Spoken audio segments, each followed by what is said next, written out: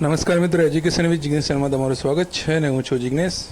મિત્રો, ધોરણ 1 થી 5 કચ્છ સ્પેશિયલ વિદ્યા સહાયકની 2500 ભરતીના જિલ્લા પસંદગી પ્રથમ રાઉન્ડમાં હવે છેલ્લા 2 દિવસો બાકી રહ્યા છે.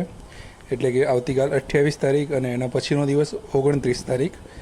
જનરલ મેરિટ પ્રમાણે જે જિલ્લા પસંદગીમાં બોલાવવામાં આવે છે નિમણૂક હુકમ લેવા માટે, એની અંદર 28 તારીખ અને 29 તારીખમાં 28 તારીખમાં 400 લોકો અને 29 તારીખમાં 200 લોકો, જે નંબર એટલે કે 600 જેવા લોકો જે છે એ બાકી છે.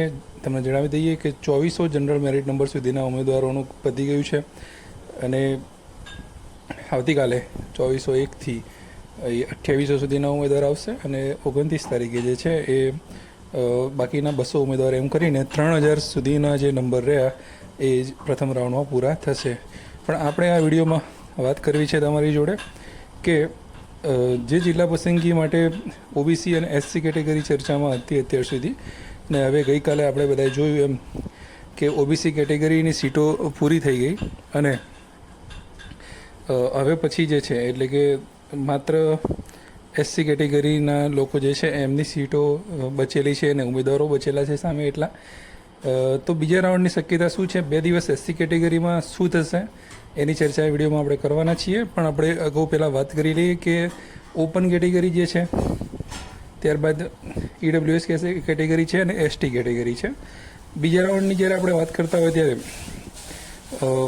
ઓપનમાં જે સામાન્ય ભરતી હતી એની અંદર છેલ્લો ઉમેદવાર જે છે એ લાગી ગયા હતા છેલ્લા ઉમેદવાર સુધીમાં, એટલે એમાં કોઈ ફ્રેશ ઉમેદવારો જે છે એ બાકી નહોતા.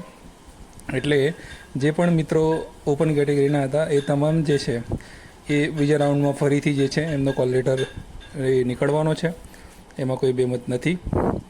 એટલે એ બધા ઉમેદવારો જે છે એમને ફરીથી જે છે એ કચ્છમાં લેવાનો જે છે એમને ચાન્સ મળવાનો છે. જગ્યાની કોઈ કમી નથી, ઢગલાબંધ જગ્યાઓ પડી છે. તમે જોઈ શકો છો અહીંયા આંકડામાં કેટલી બધી જગ્યાઓ બાકી રહેલી છે, 1135 જગ્યાઓ છે.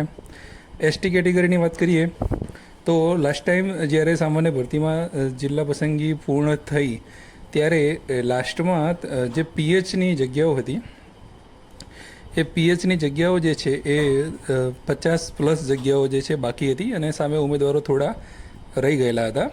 તો એ એસટી કેટેગરી જે છે એ એસટી કેટેગરીમાં જે પણ ઉમેદવારો થોડા ઘણા લાસ્ટમાં બાકી હતા એ તમામ ઉમેદવારો જે છે એમનો બીજા રાઉન્ડની અંદર કોલ લેટર નીકળી જવાનો છે અને એ બીજા રાઉન્ડમાં એ લોકો કચ્છની અંદર પસંદગી કરી શકશે. સેમ ટુ સેમ એ રીતે ઈડબ્લ્યુએસ કેટેગરીની અંદર પણ બન્યું હતું કે છેલ્લે 21 જેવી સીટો જે છે એ પીએચ માટે બાકી રહી હતી સામાન્ય ભરતીમાં અને લાસ્ટમાં થોડા ઘણા ઉમેદવારો જે છે એ બાકી રહી ગયા હતા. તો એ લોકોનો અત્યારે તો પહેલા રાઉન્ડમાં કોલ લેટર નહોતા નીકળ્યા લાસ્ટવાળાના, પણ એ બીજા રાઉન્ડની અંદર જે છે એ તમામ ઉમેદવારો જે છે ઈડબ્લ્યુએસ કેટેગરીના પણ એ જે કચ્છની અંદર પસંદગી કરવાના છે. એટલે કે બીજા રાઉન્ડમાં એમનો પણ કોલ લેટર જે છે એ નીકળી જશે, એટલે કે એમનું પણ થઈ જશે. આ હતી મેન કેટેગરીની વાત આમની કે એમને કંઈ જાજો ફરક એટલો બધો પડતો નથી. ઘણી બધી જગ્યાઓ છે, ઉમેદવારો ઓછા છે એટલે લાગી જવાનું છે. ઓબીસી કેટેગરીનું હવે પૂર્ણ થઈ ગયું છે.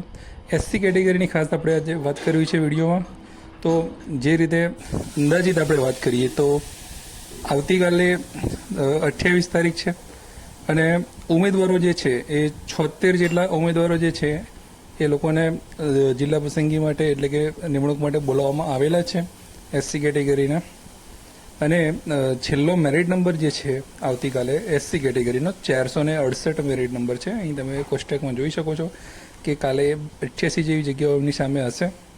76 જેટલા ઉમેદવારો છે આવતીકાલ માટે ખાલી, અને છેલ્લો નંબર જે છે 468 સુધીનો છે. અંદાજિત આપણે વાત કરીએ તો અંદાજિત જે છે એ 52 જગ્યાઓ જે છે એ આવતીકાલે ભરાશે એવી શક્યતા છે કે 52 જગ્યાઓ ભરાય. જે રીતે હાલમાં ચાલી રહ્યું છે કે 75 કુલ જે જગ્યાઓ છે એના 75% આસપાસ જગ્યાઓ જે છે ભરાતી હોય છે. તો મારા અંદાજ પ્રમાણે 52 જેટલી જગ્યાઓ આવતીકાલે ભરાશે. થોડી ઘણી કદાચ પ્લસ માઇનસ હોઈ શકે છે.